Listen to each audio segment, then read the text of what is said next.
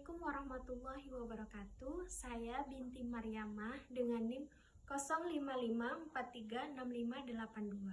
Video ini ditujukan untuk menjawab tugas 3 mata kuliah dasar-dasar penyuluhan. Saya akan menjawab tugas 3 menggunakan ilustrasi gambar dan tambahan sulih suara.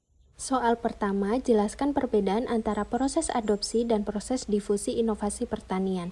Berikan contoh masing-masing. Adopsi inovasi adalah proses perubahan perilaku seseorang dari sadar, minat, evaluasi, kemudian mencoba mengadopsi inovasi yang telah disampaikan. Ini biasa disebut sebagai proses mental seseorang. Sedangkan difusi inovasi adalah proses penyebaran informasi di antara masyarakat sehingga penyebaran adopsi inovasi tersebut menjadi lebih luas. Perbedaan antara adopsi inovasi dan difusi inovasi terjadi pada tingkatannya. Adopsi terjadi pada tingkat individu, sedangkan difusi terjadi pada tingkat kelompok atau masyarakat. Adopsi inovasi menjadi keputusan pribadi untuk menggunakan atau menerima informasi. Sedangkan difusi inovasi menjadi proses kolektif yang menjelaskan inovasi menyebar dan diterima atau tidaknya oleh masyarakat. Contoh adopsi inovasi, seorang petani yang memutuskan untuk mempraktekkan cara membuat pupuk organik dengan memanfaatkan limbah kotoran kambing setelah melihat demonstrasi dari penyuluh pertanian. Kemudian mengaplikasikan pupuk tersebut untuk tanaman di lahan miliknya. Sementara contoh difusi inovasi, seorang petani yang telah mencoba menggunakan pupuk organik dari kotoran kambing kemudian menceritakan pengalamannya kepada anggota kelompok tani dan tetangganya. Kemudian informasi tersebut menyebar dari petani satu ke petani yang lainnya, sehingga semakin banyak petani yang akhirnya ikut mempraktekkan pembuatan pupuk organik dari kotoran kambing. Soal kedua, seorang penyuluh diharapkan dapat membantu untuk mempercepat proses difusi inovasi. Terkait dengan hal-hal ini, upaya-upaya apa yang dapat dilakukan oleh penyuluh? Untuk mempercepat proses difusi inovasi, upaya yang perlu dilakukan oleh penyuluh adalah 1. Melakukan diagnos terhadap masalah-masalah masyarakat serta kebutuhan nyata yang belum dirasakan masyarakat. 2. Membuat masyarakat sasaran menjadi tidak puas dengan kondisi yang dialaminya. 3. Menjalin hubungan yang erat dengan masyarakat sasaran. 4. Mendukung dan membantu masyarakat sasaran. 5. Memantapkan hubungan dengan masyarakat dan pada akhirnya melepaskan mereka untuk bersuakarya dan bersuadaya. Soal ketiga, salah satu jenis pendekatan penyuluhan adalah penyuluhan partisipatif. Mengapa disebut partisipatif? Sebutkan karakteristiknya dan berikan penjelasannya. Kegiatan penyuluhan pertanian dengan pendekatan partisipatif merupakan metode penyuluhan yang melibatkan masyarakat secara aktif dalam seluruh tahapan program atau kegiatannya, mulai dari perencanaan, pelaksanaan, hingga evaluasinya. Disebut pendekatan partisipatif karena metode ini menekankan pada pemberdayaan masyarakat dengan menjadikan sasaran bukan hanya objek tetapi juga sebagai subjek pembangunan. Sasaran menjadi penerima informasi dan juga berperan aktif dalam setiap tahapan proses penyuluhan. Karakteristik dari pendekatan partisipatif antara lain 1. Fokus tujuan utamanya adalah pemberdayaan masyarakat agar dapat mandiri. Proses penyuluhan bukan sekedar transfer informasi, melainkan sasaran diajak mengenali dan memecahkan masalah agar dapat membangun kepercayaan diri, meningkatkan keterampilan dan kemampuan analisis masalah tanpa selalu bergantung pada penyuluh. 2. Melibatkan masyarakat kurang beruntung yang lemah dan tertinggal sebagai sasaran.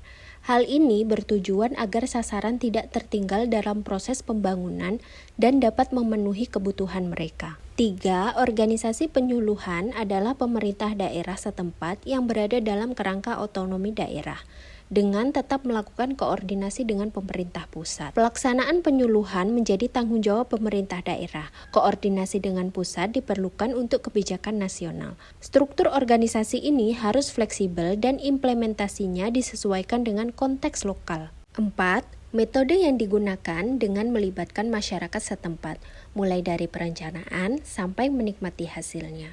Keterlibatan masyarakat dari awal proses penyuluhan, mulai dari perencanaan dan analisis kebutuhan, akan memastikan program relevan dengan realita lapangan. Metode yang digunakan bersifat interaktif dan mulai dari masalah yang ada di tingkat masyarakat, yang mengarah pada solusi yang mudah diterima. Keterlibatan sasaran dari awal menjadikan sasaran merasa memiliki program sehingga sasaran akan merasa bertanggung jawab terhadap proses, hasil, dan kesuksesan program. 5. Peran penyuluh menjadi fasilitator yang memandu proses belajar dan pengambilan keputusan. Proses penyuluhan menjadi media pertukaran informasi dua arah. Soal 4. Bandingkan karakteristik jenis pendekatan sistem latihan dan kunjungan dengan jenis pendekatan partisipatif. Pada aspek tujuan, pendekatan partisipatif memberdayakan masyarakat, membangun kapasitas, menentukan solusi yang berkelanjutan sesuai dengan konteks sosial ekonomi lokal. Sedangkan pendekatan latihan dan kunjungan bertujuan untuk meningkatkan produksi dan pendapatan petani secara individual dan mempercepat adopsi teknologi melalui penyebaran informasi teknis. Ditinjau dari segi sasaran, pendekatan partisipatif melibatkan masyarakat atau kelompok yang kurang beruntung sebagai peserta didik dan agen perubahan. Sasaran pada pendekatan latihan dan kunjungan adalah melibatkan petani kontak yang dipilih untuk menyebarluaskan informasi ke petani lain. Pada aspek organisasi, pendekatan partisipatif lebih fleksibel dan terdesentralisasi, keputusan bersama di tingkat lokal. Sementara pendekatan latihan dan kunjungan terpusat atau top-down, seluruh petani diorganisasikan dalam kelompok-kelompok tani. Metode yang digunakan pada pendekatan partisipatif, diskusi, studi kasus, metode interaktif yang mendorong dialog dan berbagi pengalaman. Pada pendekatan latihan dan kunjungan, metode yang digunakan adalah demonstrasi, kunjungan terjadwal yang berulang, informasi disampaikan dengan satu arah. Peran penyuluh pada pendekatan partisipatif sebagai fasilitator yang membantu proses belajar dan menganalisis masalah sasaran. Sedangkan pada pendekatan latihan dan kunjungan, peran penyuluh sebagai ahli memberikan instruksi teknis, merancang demonstrasi-demonstrasi usaha tani, memecahkan masalah yang dihadapi petani. Berdasarkan perbandingan antara pendekatan partisipatif dengan pendekatan latihan dan kunjungan, dapat disimpulkan bahwa pendekatan latihan dan kunjungan bersifat terstruktur dan efisien dalam penyebaran teknologi top-down, namun akan kurang responsif untuk konteks sosial. Sedangkan pendekatan partisipatif lebih fleksibel dan relevan secara lokal meskipun akan lebih lambat dalam penyebaran informasi yang sifatnya spesifik. Demikianlah jawaban dari tugas 3 mata kuliah dasar-dasar penyuluhan. Saya ucapkan terima kasih dan wassalamualaikum warahmatullahi wabarakatuh.